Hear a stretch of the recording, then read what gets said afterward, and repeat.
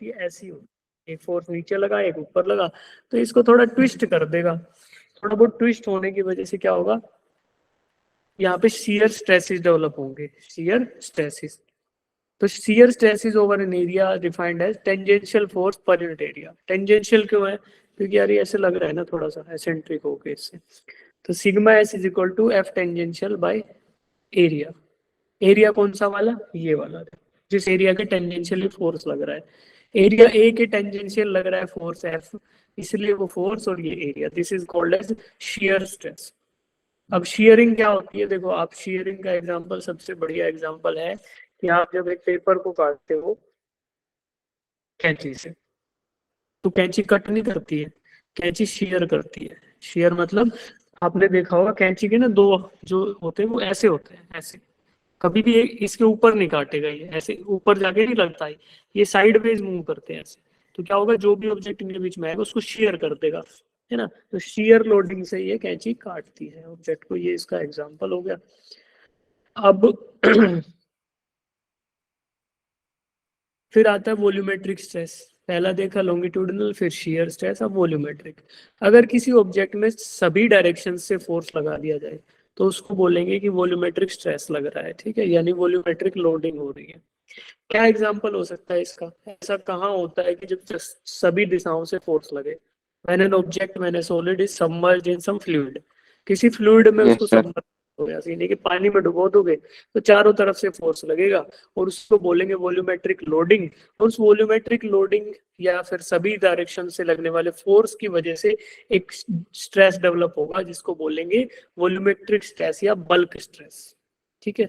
उसका फॉर्मूला होता है sigma V is equal to F by A, force upon area, ठीक। अब एक चीज होती है स्ट्रेन, हमने स्ट्रेस पढ़ लिया, स्ट्रेस क्या था, internal resisting force divided by area.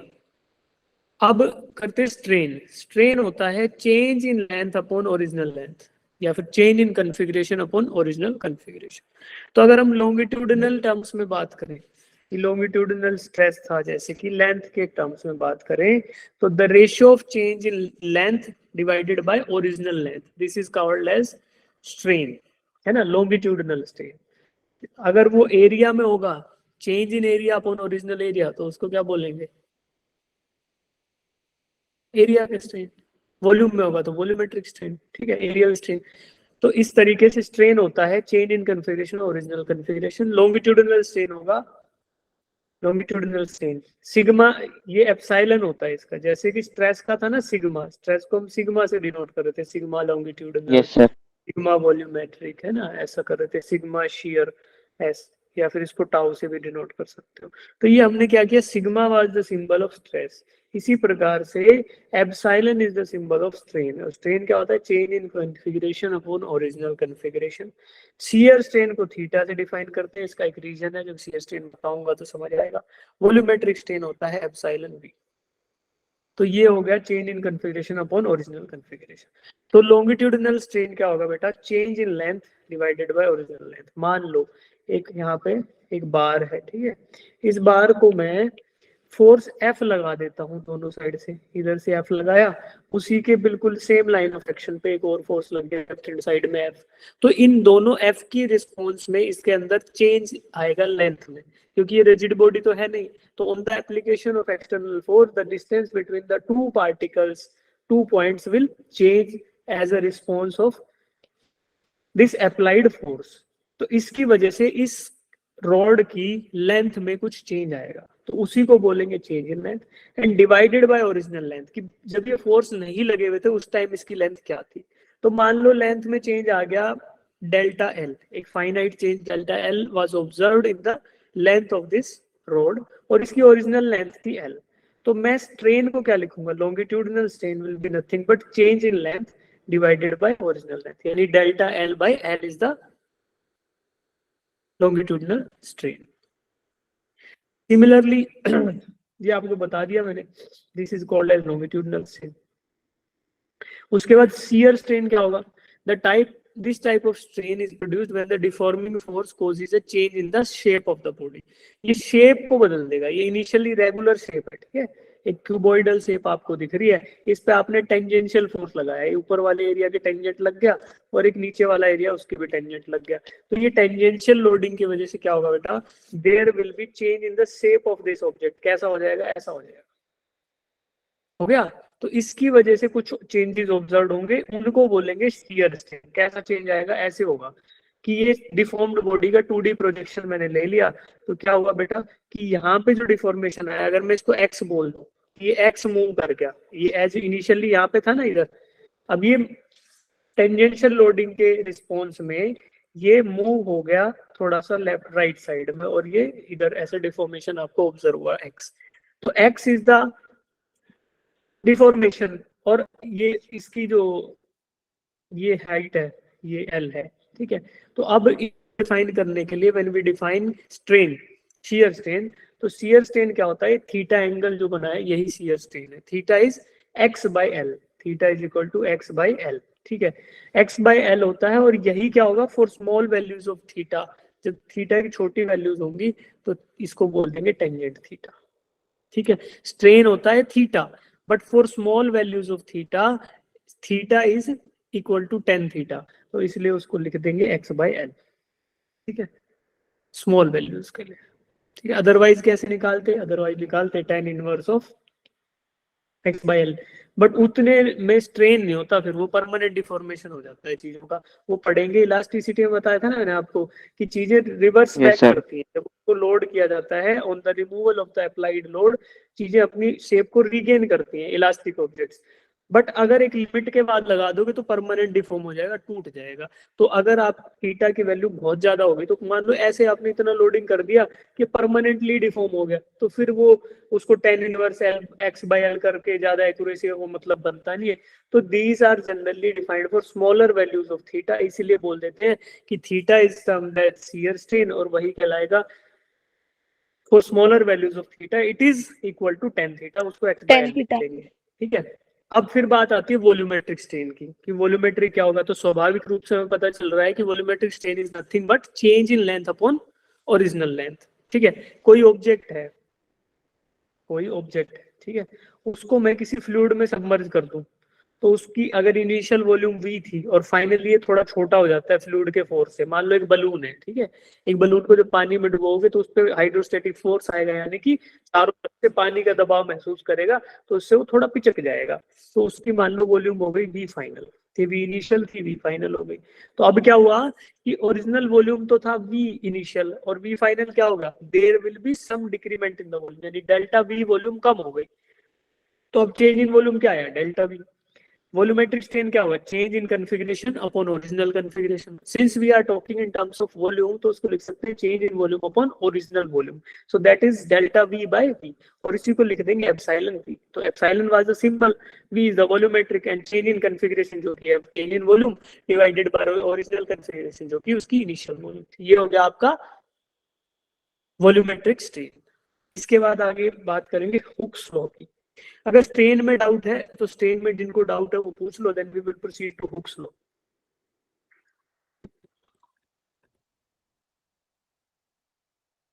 ठीक है। अच्छा, बिफोर प्रोसीडिंग एक चीज आप सबसे पूछना चाहूंगा मैं कि तुम लोगों को थ्योरी ज्यादा करनी है कि क्वेश्चन ज्यादा करने हैं क्लास में। सर थ्योरी ज्यादा करनी है सर क्वेश्चन। एक बार सर हैंड रेज करना क्वेश्चंस कि मैं थ्योरी को कंप्लीटली हटा दूं, केवल फॉर्मूले फॉर्मूले दे दूं और क्वेश्चन ही क्वेश्चन कराऊं। इसके समर्थन में कितने बच्चे हैं, हाथ नीचे कर लो। अब वो पोल कर बताओ दीजिए कि ना सर, हाँ रुको, रोल कर लेते हैं, सही कह रहे हो, उससे क्लियर हो जाएगा कि जनता की डिमांड क्या है।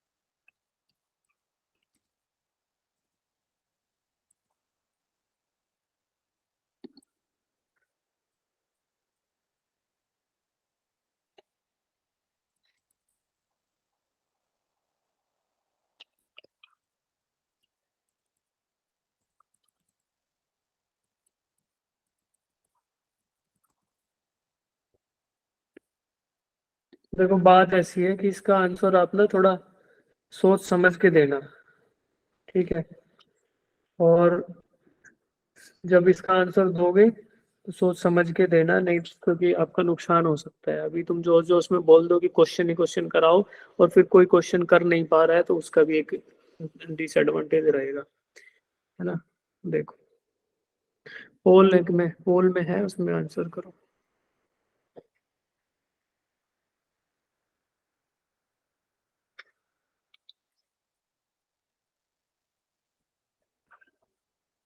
पोल एक्टिव है, मैं पढ़ा देता हूँ, आप जा जाके पोल पे एक्शन ले, थोड़ी देर में देखते हैं क्या रिजल्ट है। सब बच्चे हैं ना इस पे, पोल पे आंसर करो, वोटिंग करो क्या करना है।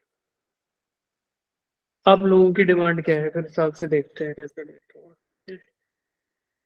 मतलब मैं तो ये भी कर सकता हूँ कि यार तुम लोग कोचिंग के लिए पढ़ रहे हो, है ना, तो I think you are expected to know the basic theory. तो मैं अभी आपको बता रहा हूँ, ये आपसे एक्सपेक्टेड हो सकता है कि आपको आना चाहिए। बट अगर मैं ये एक्सपेक्टेशन लेके चलूँ तो क्या तुम लोग सोल्व कर पाओगे, ये क्वेश्चन है ना। तो इस हिसाब से करना। मान लो मैं ये मान लूँ कि तुम्हें आता है और तुम्हें आता हो नहीं, तो तुम्हारे लिए भी क्लास बोरिंग हो जाएगी, क्वेश्चन ही क्वेश्चन होंगे। तो थोड़ा उस हिसाब से सोचना है ना फिर। और अगर इसके बारे में इन द सेम लाइन अगर किसी का कोई कमेंट है तो वो कमेंट बॉक्स में भी अपने आइडियाज ड्रॉप कर सकते हो, अगर कुछ और बताना है तो। जरूरी नहीं है पूर्ण, ठीक है। ओके, तो हुक्स लॉ क्या होता है? It is the if the deformation is small, अगर डिफॉर्मेशन यानी कि स्ट्रेन है जो वो बहुत कम है, the stress in the body is proportional to the strain. जब डिफॉर्मेशन कम होंगे तब स्ट्रेस होगा डायरेक्टली प्रोपोर्शनल टू स्ट्रेन। ये है हुक्स लॉ। कब? When the deformation is small, small deformations के लिए। ऐसा नहीं है कि आपने चितड़े उड़ा दिए ऑब्जेक्ट के और फिर बोलो हुक्स लॉ कहाँ गया, ऐसा नहीं होगा। वो for very small deformation stress is directly proportional to strain. Proportionality constant हटा के हम लिखते हैं stress is equal to some constant into strain. यही है हुक्स लॉ, ठीक है। अब कोई रोड है, ठीक है बेटा, उस पे लगाए बाहर से फोर्स, फोर्स। इस फोर्स के रिजल्ट में दो चीजें होंगी, एक तो इसमें क्या बनेगा स्ट्रेस, और दूसरा क्या होगा स्ट्रेन। इसका अंदर स्ट्रेन हो जाएगा यानी कि डिफॉर्म हो जाएगी। तो इस ऑब्जेक्ट में स्ट्रेन होगा और इसके अंदर स्ट्रेसेस डेवलप होंगे। तो उसका ग्राफ है, as we increase the force तो स्ट्रेन इंक्रीज होगा, उस स्ट्रेन के हिसाब से स्ट्रेस का क्या वेरिएशन आएगा। ये स्ट्रेस स्ट्रेन कर्व बोलते हैं इसको, और ये कर्व काफी इंपॉर्टेंट है इस चैप्टर के लिए, ठीक है। Stress strain curve for a mild steel, mild steel करके होता है स्टील के लिए। Steel is a combination of carbon and iron, तो कार्बन एंड आयरन का एक अलॉय है, उसका स्ट्रेस स्ट्रेन कर्व आपको दिखाई दे रहा है कि जैसे जैसे स्ट्रेन बढ़ेगा उसके हिसाब से स्ट्रेस में क्या वेरिएशंस आएंगे। तो ये कर्व आपको दिखाई दे रहा है। इसमें कुछ कुछ इंपॉर्टेंट पॉइंट्स है ना, जैसे अजीब सा कर्व है ना, ये सीधा गया, ऐसे थोड़ा लचकदार हो गया, फिर ऐसे, ठीक है। तो अब देखो जब स्ट्रेन स्मॉल होंगे फॉर स्मॉल डिफॉर्मेशन यानी कि व्हेन स्ट्रेन इज लेस, तो स्ट्रेन लेस क्या है, मान लो एक पॉइंट, ये एक लाइन ड्रॉ कर देता हूँ मैं की। तो यहाँ इससे नीचे नीचे वाले स्ट्रेन को क्या बोल देंगे, दिस इज लेस स्ट्रेन। तो ये पॉइंट है पॉइंट ए। पॉइंट ए वो ऐसा पॉइंट होगा जहां तक stress directly proportional to strain है। देखो स्ट्रेट लाइन का दिख रहा है ना आपको। उसके बाद क्या होगा, जो स्ट्रेन बढ़ता चला जाएगा फिर डायरेक्ट प्रोपोर्शनलिटी नहीं रहेगी, फिर ऐसा ये अजीब सी शेप आ जाएगी। तो फॉर स्मॉल वैल्यूज यानी कि इससे नीचे वाली वैल्यूज के लिए ये लीनियर रिलेशन है, stress is directly proportional to strain. तो Hooke's law is only valid up till point A, केवल पॉइंट ए तक हुक्स लॉ वैलिड है, ठीक है। अब इसके अलावा कौन कौन से पॉइंट होंगे, वो पॉइंट होंगे ये वाले A B C D and E, ठीक है। पॉइंट ओ, OB क्या है, OB is the segment of this graph in which Hooke's law is valid, यानी stress is directly proportional to strain। तो इसलिए proportional है तो बोलते हैं इसको limit of proportionality, कि लिमिट है किसकी, proportionality की, पॉइंट O और A के बीच में। इन दोनों के बीच में अगर है तो डायरेक्ट प्रोपोर्शनल होगा। फिर पॉइंट B है, वो क्या है, इलास्टिक लिमिट। इलास्टिक क्या बोला था, प्रॉपर्टी इलास्टिसिटी क्या थी, कि जैसे ही फोर्स लगाया हटाया जाएगा तो object will regain back its original shape, वो अपनी ओरिजिनल शेप में वापस आ जाएगा। तो that was called as elasticity. तो बी पॉइंट तक, जब तक स्ट्रेन बी तक गया है तब तक आपके पास एक चांस है कि फोर्सेस को हटाने से object will regain it's original shape. ठीक। पॉइंट सी होता है यील्ड पॉइंट। यील्ड पॉइंट क्या होगा? ऐसा पॉइंट जहां पे परमानेंट डिफॉर्मेशन स्टार्ट हो गए। परमानेंट डिफॉर्मेशन स्टार्ट हो गए, आपने ऑब्जेक्ट को पकड़ा, खींच दिया, अगर इतना स्ट्रेन प्रोड्यूस कर दिया पॉइंट सी के बराबर, तो फिर वो कभी अपनी वापस उस शेप में नहीं आएगा जिसमें पहले था, वो डैमेज हो जाएगा, डिफॉर्म हो जाएगा। ठीक। फिर उसके बाद पॉइंट डी आता है, अल्टीमेट स्ट्रेस पॉइंट। डी के ऊपर स्ट्रेस की वैल्यू सबसे ज्यादा होगी। देखो यहाँ पे अगर ऐसे ड्रॉ करोगे लाइन, तो डी ऐसा पॉइंट है जिसमें स्ट्रेस मैक्सिमम होगा। This is the maximum stress supported by the material. फिर पॉइंट ई है फ्रैक्चर पॉइंट। अरे पॉइंट ई तक अगर तुमने स्ट्रेन डेवलप कर दिया किसी में, स्ट्रेन मतलब क्या होता है? Change in configuration upon original configuration. या फिर लेंथ के टर्म्स में बात करें कि डेल्टा एल बाय एल बोल देते हैं। तो आपने अगर इतना चेंज इन लेंथ प्रोड्यूस कर दिया, इतना खींच दिया ऑब्जेक्ट को कि पॉइंट ई तक चला गया वो स्ट्रेन, तो फिर इसके बाद ऑब्जेक्ट हो जाएगा डैमेज, है ना, वो टूट जाएगा, परमानेंटली ब्रेक कर जाएगा। इसी को बोलते हैं fracture point. Right, this point is called as fracture point. तो ये काफी, ये 1 2 3 4 चीजें हैं। अब ये पॉइंट सी से डी क्या है? सी से डी है प्लास्टिक बिहेवियर। इलास्टिक का उल्टा क्या बताया था? परफेक्टली इन इलास्टिक, जिसको बोलते थे प्लास्टिक। प्लास्टिक। प्लास्टिक का मतलब क्या होगा? च्युइंगम का जो एग्जांपल दिया था कि खींचते जाओ खींच जाएगा, उसके बाद उल्टा आने का ऑप्शन नहीं। तो दैट इज प्लास्टिक बिहेवियर। यहाँ पे आपको प्लास्टिक बिहेवियर मिलेगा between point C and D. ये है किसके लिए? माइल्ड स्टील के लिए। आ जाएगा ही तो बता देना, नहीं तो आएगा नहीं। माइल्ड स्टील के है लिए है इन टेंसाइल लोडिंग, टेंसाइल लोडिंग में है। और ये किसके लिए डेवलप होता है बेटा? For a standard specimen. Standard specimen का मतलब क्या है? एक ऐसा स्पेसिमेन जिसकी डायमेंशंस पहले से डिसाइडेड हो। ठीक। उसको किसी मशीन में डालेंगे, खींचेंगे, तो आपको स्ट्रेस और स्ट्रेन प्लॉट करोगे तो ऐसे प्लॉट होगा। अच्छा, इसको बोलते हैं स्ट्रेस स्ट्रेन कर्व। और हुक्स लॉ क्या है? Stress is directly proportional to strain up till elasticity, up till proportionality limit. तो A is the proportionality limit. Proportionality limit तक स्ट्रेस डायरेक्टली प्रोपोर्शनल रहेगा स्ट्रेन के। इसी को बोलते हैं हुक्स लॉ। अब देख लेते हैं तुम्हारे पोल कर दे। हाँ जी, एसएसएस स्टूडेंट। सर स्टील जो है वो रबर से ज्यादा इलास्टिक कैसे है? रबर से ज्यादा इलास्टिक नहीं है स्टील, किसने बोल दिया? सर आज क्लास में बताया था। क्लास में किसने बता दिया तुम्हें? पेंज इन लेंथ White. स्टील जो है डक्टाइल है ना सर स्टील, तो टूटेगा नहीं जल्दी, पर रबर टूट जाएगा। रबर भी नहीं टूटेगा भाई, रबर कैसे टूट जाएगा? तो रबर की ना बहुत सारी वैरायटियां होती हैं। कोजी कोजी स्टेटमेंट देने से फायदा कुछ होएगा नहीं। स्टील से इलास्टिक रबर है, रबर से इलास्टिक स्टील है। आप सबने देखा है रबर बैंड, देखो खींचता है कि नहीं खींचता? उसमें कितना ज्यादा Yes, इतू सा sir. होगा, उसकी लेंथ डबल ट्रिपल कर दो, हो जाएगी ना, वापस फिर वहीं आ जाएगा। तो तुम्हारी जो बुद्धि क्या कहती है? Which is more elastic? बोलो बोलो।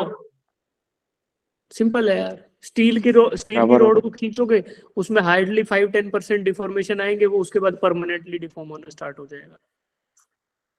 रबर में आपने 100-200% Yes, sir. कर लिया। तो आपकी बुद्धि क्या बोल रही है? Which is more elastic. अब रबर के लिए बोलोगे, rubber as a single compound बात करोगे, तो फिर उसकी प्रॉपर्टीज देखो, उसमें अगर यंग्स मॉडुलस की वैल्यू क्या आ रही है तो उससे डिसाइड कर लो। सिंपल है, ठीक है। अभी बताएंगे यंग्स मॉडुलस क्या है, फिर दोनों की वैल्यू देखेंगे, हो सकता है आपका स्टेटमेंट सही निकला है, देखेंगे। ओके जी, types of modulus of elasticity corresponding to the 3 type of strain these are। अच्छा, आपकी क्लासेस में अगर ये पढ़ाया जा रहा है तो फिर मेरे से क्यों पढ़ रहे हो? मैं तो क्वेश्चन करा देता हूँ आपको। सर अभी स्टार्टिंग अच्छा नहीं पढ़ाते। इतना अच्छा नहीं पढ़ाते हैं? Yes sir. तो सर क्वेश्चन वहाँ कौन पे कराएगा? बात मान लो मैं करेंगे। अच्छा पढ़ाने में टाइम लगा दूं सारा, तो तुम्हारे सवाल कौन कराएगा? तो भाई पोल के रिजल्ट है, कुल 22 बच्चों ने पोल किया है और 13 student want 50-50%, 50% theory and 50% numericals. 3 students want 20% theory and 80% numericals, और 6 बच्चों को चाहिए 60% थ्योरी एंड 40% न्यूमेरिकल्स। और फिर ऑप्शन ए एंड बी तो फिर इनकंक्लूसिव हो गए। तो अब देखो इसको मैं लिखने लगूं तो ऐसा है 50 थ्योरी 50 न्यूमेरिकल, इसके लिए वोट है 13। 20 थ्योरी एंड 80 न्यूमेरिकल, इसके लिए वोट है 6, इसके लिए वोट है 3। और 60% थ्योरी एंड 40% न्यूमेरिकल्स, इसके लिए 6 वोट है। तो अब तुम बताओ क्या रिजल्ट, क्या माना जाए, क्या रिजल्ट माना जाए इसका? 50-50 सर ऊपर वाला। वाले मान लो। Majority yes sir. बहुमत के साथ चलना होगा। चलो मेजॉरिटी सर। ठीक है, फिर हम सही चल रहे हैं, फिर हिसाब से देखते हैं, थोड़े और न्यूमेरिकल बढ़ाएंगे यार। हाँ दीपक। सर तो थोड़ा मेरे पता नहीं क्यों। एक तो ना क्लास बसड़ हो जाए ना स्टार्ट होने से, तो गड़बड़ हो जाता है। ये देखो लेट लतीफ लोग अब तक आ रहे हैं, लो भाई आओ तुम भी। दीपक पूछो क्या पूछ रहे हो। तो type of modulus of elasticity, अब जैसे हम क्या करेंगे, हमने ये डिफाइन कर लिया, तो एक और चीज होगी मॉडुलस, इसको बोलेंगे मॉडुलस, मतलब एक प्रॉपर्टी होगी, सम रेशियो होगा just to define the properties of the solid. तो corresponding to 3 type of strain, 3 अलग अलग प्रकार के स्ट्रेन, लॉन्गिट्यूडनल स्ट्रेन, ठीक है, shear strain and volumetric strain, class है यार मेरी अब, ठीक है, longitudinal strain, shear strain and volumetric strain, ठीक है, ठीक। तो corresponding to 3 type of strain, these are the 3 types of modulus of elasticity। पहला है यंग्स मॉडुलस ऑफ इलास्टिसिटी, ये आपका यूज होगा कहाँ पे, लॉन्गिट्यूडनल स्ट्रेन यानी सिग्मा एल के अंदर। जब लॉन्गिट्यूडनल लोडिंग होगी यानी एक्सियल लोडिंग होगी, तब आप यंग्स मॉडुलस का इस्तेमाल करोगे। जब आपकी शियर लोडिंग होगी यानी टेंजेंशियल लोडिंग जिसको बोलते थे, तो उसमें मॉडुलस ऑफ रिजिडिटी। और जब आपका वॉल्यूमेट्रिक स्ट्रेस होगा कंडीशन, यानी कि हर जगह से स्ट्रेस लग रहा है, तो फिर यूज होगा क्या, बल्क मॉडुलस या बल्क मॉडुलस ऑफ इलास्टिसिटी। तो तीनों के सिंबल, पहले वाले का वाई, दूसरे का जी और तीसरे का पी। अलग अलग स्ट्रेन के लिए अलग अलग प्रकार का मॉडुलस। अब ये मॉडुलस ऑफ क्या है, इलास्टिसिटी। इलास्टिसिटी का मॉडुलस मतलब कि जब आप ऑब्जेक्ट को एक्सियली लोड करोगे तो वो कैसा इलास्टिक बिहेवियर शो करेगा, वो कहां से मिलेगा, यंग्स मॉडुलस से। जब उसको आप जी टेंजेंशियली लोड करोगे तो वो कैसा बिहेवियर शो करेगा, वो पहुंच जाएगा हैंडीकैप मॉडुलस ऑफ रिजिडिटी से। और जब नहीं उसको लगती है बिल्कुल। वॉल्यूमेट्रिक लोडिंग दोगे तो फिर कैसा बिहेवियर शो करेगा, that you will get from bulk modulus of elasticity. तो 3 अलग अलग प्रकार के मॉडुलस और अलग अलग प्रकार के स्ट्रेन्स के लिए डिफाइंड है, ठीक। सबसे पहला Young's modulus, it is defined as the ratio of normal stress to longitudinal strain. अब देखो नॉर्मल स्ट्रेस क्या था, लॉन्गिट्यूडिनल स्ट्रेस जिसको बोलते थे, लॉन्गिट्यूडिनल स्ट्रेस और डिवाइडेड बाय लॉन्गिट्यूडिनल स्ट्रेन, यही कहलाएगा यंग्स मॉडुलस। तो सारे मॉडुलस इसी प्रकार से डिफाइंड है। ये लॉन्गिट्यूडिनल के लिए था तो स्ट्रेस ऊपर स्ट्रेन नीचे, नॉर्मल स्ट्रेस और longitudinal stress is equal to force upon area. तो ये स्ट्रेस निकला, फिर स्ट्रेन क्या होता है, change in configuration of original configuration delta L by L. इन दोनों का रेशियो निकालोगे, Young's modulus Y is equal to F by A stress divided by strain delta L by L. इसको उलट पलट करोगे तो आपको मिल जाएगा क्या, F L by A into delta L, ठीक है। ये वाला formula, this is the formula for Young's modulus. क्या किया, स्ट्रेस डिवाइडेड बाय स्ट्रेन, कब, लॉन्गिट्यूडिनल लोडिंग में, इसलिए यंग्स मॉडुलस। अगला क्या होगा, बल्क मॉडुलस। बल्क मॉडुलस अभी वो डाले नहीं है, तो हम यंग्स मॉडुलस समझा, इसी के हम क्वेश्चंस करेंगे अब, ठीक है। तो Young's modulus is called as longitudinal stress divided by longitudinal strain, तो F L by A delta L, ठीक है। ये क्वेश्चन आप करो, ये फॉर्मूला शायद यूज होगा इसमें, और फाइंड आउट द आंसर। इसको करो, है ना, 1 मिनट का टाइम लो, मैं अभी आता हूँ। आंसर्स अपने चैट बॉक्स में डालना।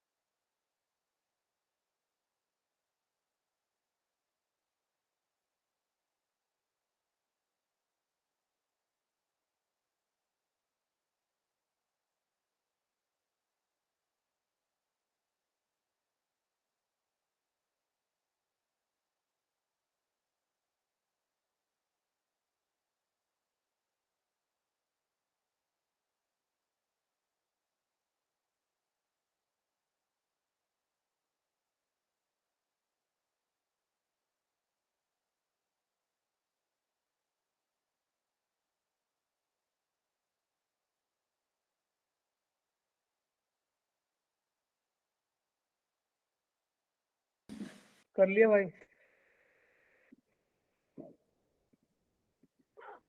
क्या सीरियसनेस है भाई तुम्हारी, अब तक आ रहे हैं बच्चे? यस सर हो गया। 7 बजे क्लास स्टार्ट हुई है, 7:42 पे बच्चे आ रहे हैं।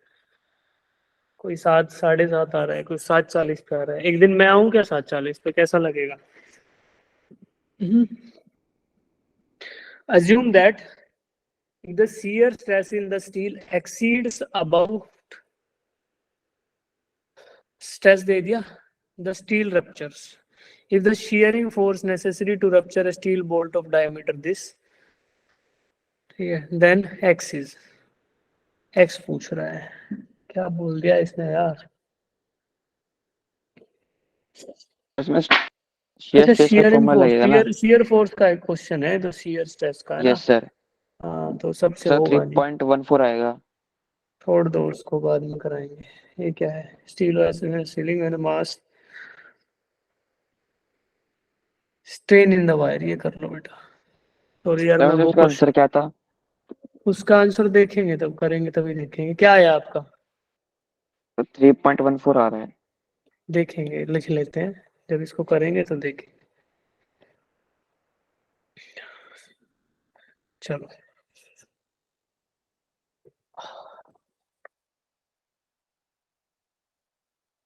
steel wire 2 meter long is suspended from the ceiling. When a mass is hung at its lower end, the increase in length is recorded 1 centimeter. Determine the strain in the wire. तो strain क्या होता है बेटा? Change in configuration upon original configuration. Original configuration क्या है? Original length of the wire 2 metres. Change in configuration क्या है? Delta L. कितना दिया हुआ है? इंक्रीज इज बाय 1 सेंटीमीटर, यानी पॉजिटिव है और 1 सेंटीमीटर है, इसका मतलब क्या हो? 0.01 मीटर्स। तो स्ट्रेन क्या आएगा? Strain is equal to delta L by L, Sir, option 0.01 B. Divided by 2, Sir, B. 5 into 10 to the power -3। अच्छा, एक बात बताओ, स्ट्रेन का कोई यूनिट होगा कि नहीं होगा? सर स्ट्रेन नहीं। का No, sir. नहीं नो तो सर, नीचे डायमेंशनलेस। भी। क्यों? Unitless quantity, sir sir. ऊपर भी सर लेंथ है, नीचे भी लेंथ है, उसकी यूनिट कट जाएंगे ना। है ना? मतलब जिस भी ऊपर कन्फिग्रेशन को डिवीजन में। लोगे, मान लो आप शियर स्ट्रेन निकाल रहे हो, तो उसमें चेंज इन एरिया अपन, है ना, वॉल्यूम निकाल रहे हो तो change in volume of volume, तो जो ऊपर का क्वांटिटी रहेगी वही नीचे रहेगी। It is just a ratio, तो यहाँ पे कोई यूनिट नहीं होगा, ओनली है मैथमेटिकल वैल्यू। ठीक है, अब ये करते हैं, find the longitudinal stress applied to steel wire to stretch it by this percent of its original length if the ratio of longitudinal strain is, stress and strain का ratio दे दिया, यानी आपको क्या दिया है? स्ट्रेस और स्ट्रेन का ratio क्या यंग होता है बेटा? Young modulus. है ना, length wise longitudinal stress upon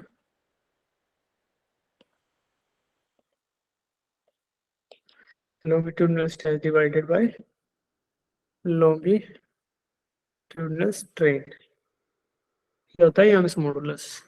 ठीक है, y की वैल्यू दे दी 9 into 10 to the power 10 newton पर metre square. Find the longitudinal stress, longitudinal stress निकालना है when the wire is stretched by 0.025 percentage of its original length।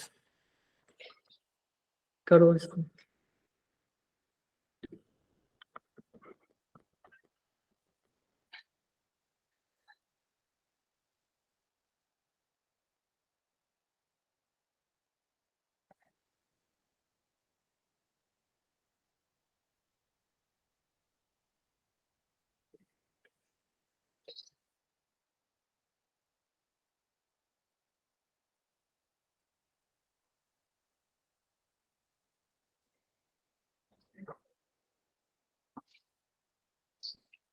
Sir, 2.25 into 10 to the power 7 Newton per meter square. क्या पूछ रहे हो अभिषेक? Sir, answer बता रहा था. अच्छा, ए बी सी डी में से बता दो चैट सर बॉक्स में। ऑप्शन ए आ रहा है, ऑप्शन ए। Sir, yes. देखो क्या करना है हमें, हमें दे दिया है कि steel stretched it by 0.25% of its original length, ठीक है। तो इसका मतलब हो गया कि change in length upon original length into 100 is equal to 0.025, ठीक है। अब इसका मतलब change in length upon original length यानी कि strain is equal to 0.025 divided by 100, ठीक। अब पूछ रहे हैं जी लॉन्गिट्यूडनल स्ट्रेस क्या होगा, तो दिस मीन्स कि यंग्स मॉडुलस जो है 9 इंटू 10 टू द पावर 10, ये क्या होगा, stress divided by strain. Strain मेरा है 0.025 डिवाइडेड बाय 100। तो इसको रिजॉल्व करेंगे, तो क्या आएगा, देखो क्या आएगा, 9 इंटू 0.025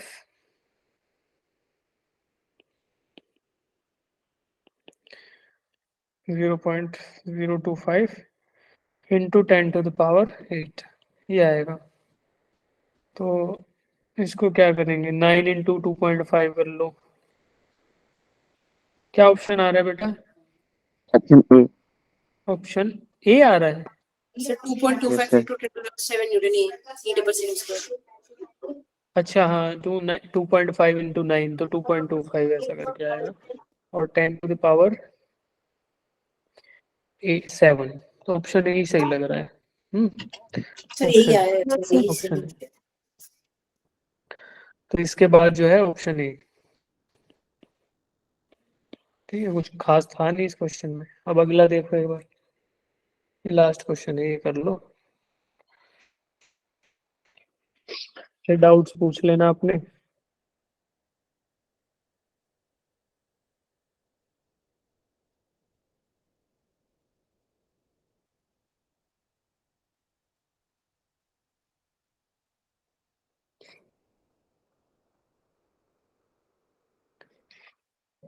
सर इसका भी क्या है, ऑप्शन ए। क्या पढ़े Sir, दिखाओ। इसका 10 to the power 11 centimeter. तो लॉन्गिट्यूडनल स्ट्रेस और लॉन्गिट्यूडनल स्ट्रेन का रेशियो बताना है ना। The wire increases by 10 times of its original of its length, ठीक है। तो आपको स्ट्रेन ही दे दिया डायरेक्टली, है ना, 10 to the power -3 strain. When stress of this is applied to it, तो स्ट्रेस डिवाइडेड बाय स्ट्रेन करना है, तो 1 into 10 to the power 8 divided by 10 to the power -3, ऊपर जाएगा तो 10 की पावर 11 हो जाएगा। तो ऑप्शन ए जो है वो सही ऑप्शन है। क्या बोल रहा है, निकालना क्या है, ratio of longitudinal stress by longitudinal strain, यानी कि आपको यंग्स मॉडुलस निकालना है। तो stress divided by strain, stress की वैल्यू दे दी है 10 टू द पावर -3 और स्ट्रेन दे दिया, सॉरी क्या लिख दिया, स्ट्रेस दे दिया है 1 इंटू 10 टू द पावर 8 और स्ट्रेन है 10 टू द पावर -3। ये सॉल्व करके 10 टू द पावर 11 आ जाएगा और यूनिट आएगा स्ट्रेस वाला, न्यूटन पर मीटर स्क्वायर। अब देखो ये 10 टू द पावर -3 स्ट्रेन क्यों है, क्योंकि it increases by 10 to the power -3 times its original length, ठीक है। यानी कि delta L is equal to this, ठीक। तो अब डेल्टा एल बाय एल ही होता है change in configuration upon original configuration, वो क्या आएगा 10 टू द पावर -3, उसी को क्या बोलते हैं स्ट्रेन, लॉन्गिट्यूडनल स्ट्रेन। तो इसीलिए longitudinal strain sigma L epsilon L ये है 10 टू द पावर -3। तो ये वैल्यूज आपने डाली तो यंग्स मॉडुलस आपको मिल गया, जो कि ऑप्शन ए है, ठीक है। अब जिनको जो डाउट है वो पूछ लो, इसमें इससे पहले वाले में जो स्टार्टिंग से किया था, इधर से कहीं से भी कोई भी डाउट है पूछ लो। सर पीडीएफ ग्रुप पे भेज देना। पीडीएफ भेज देंगे यार, ग्रुप पे भेज दूंगा सीधा।